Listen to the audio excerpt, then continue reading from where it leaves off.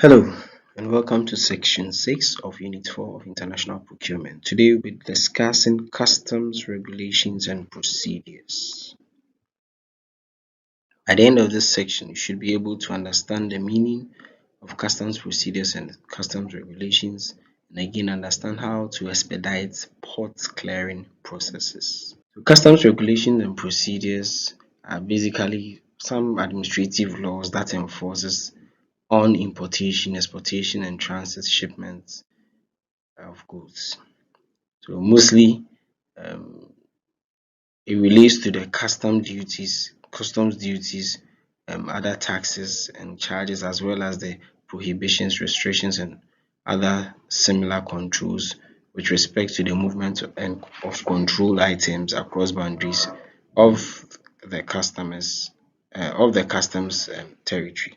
So, for instance, it is basically administrative laws that prohibits certain goods into a country or that prohibits certain products into a country. As I mentioned earlier, for example, if you are using, if you want to import cannabis into this country, it may not hold.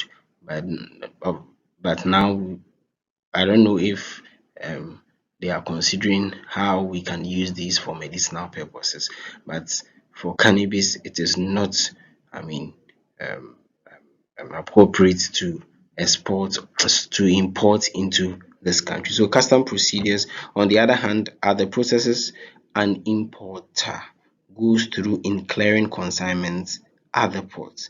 Again, just as it gives some form of regulations.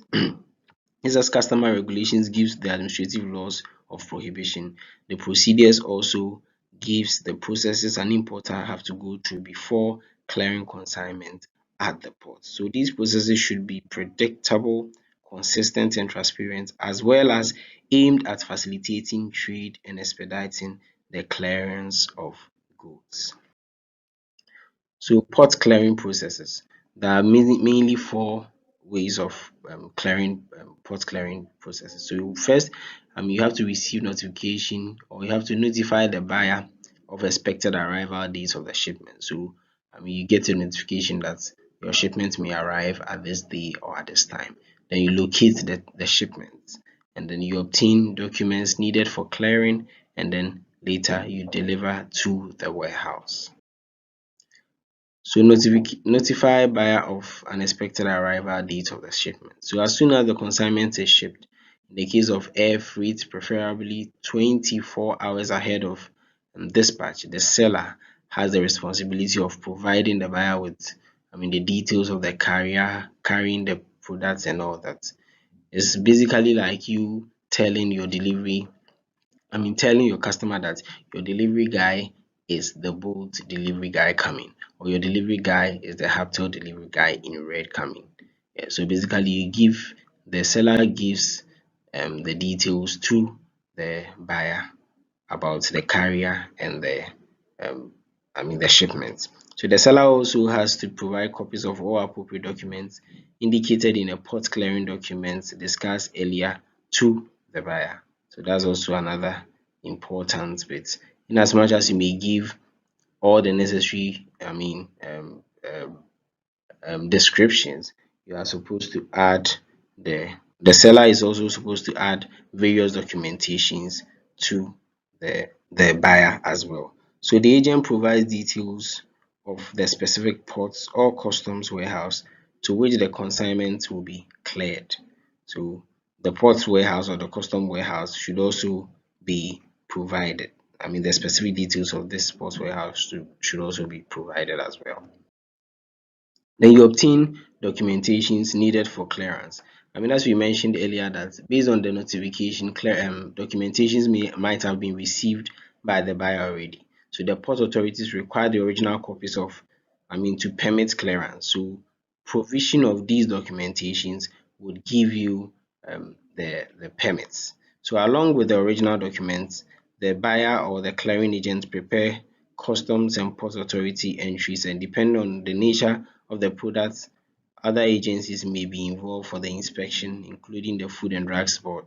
So, for example, if you are importing pharmaceuticals, the Food and Drugs Authority may want to come in to inspect the product in question. So after provision of the various documentation, all of these ones also come into bear.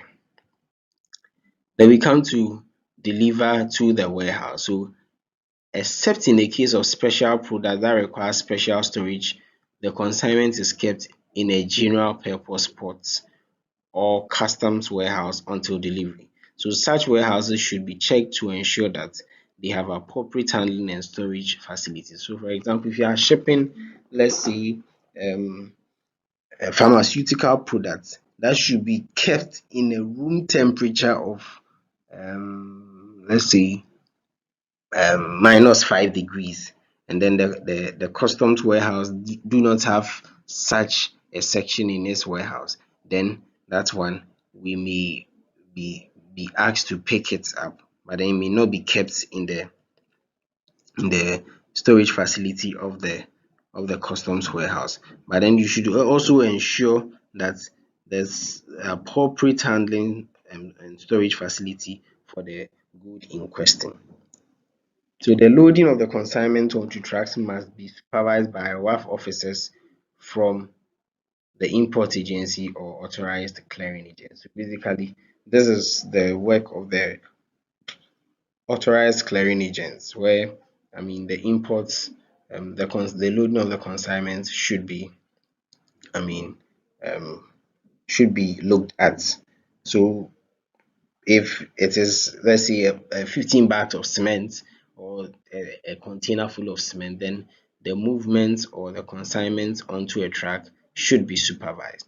Again, to avoid delays in the delivery sites, drivers should be informed about the exact location of the consignment, as we mentioned earlier, through the notification.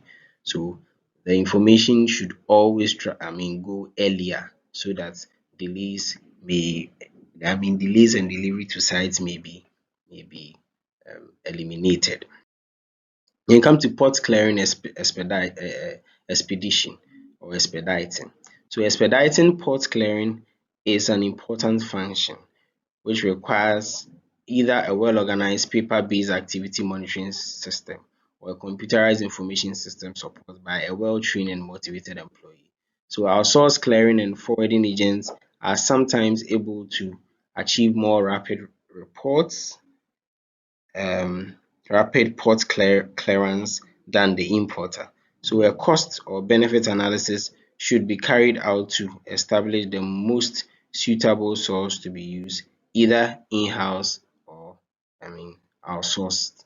So basically, for port clearing expedition, you can always I mean have the forwarding or clearing agents I mean doing the work for you through an outsourcing, or a cost benefit analysis should be carried out to the established to establish the most suitable source to be used, either in-house or outsourced. So for clearing the products or clearing expedition, you can either choose an agent through outsourcing, or you may want to do it in-house. So in this section, we looked at understand the meaning of customs procedures and customs regulations, and again understand how to expedite the port clearing process. Thank you. See you next time.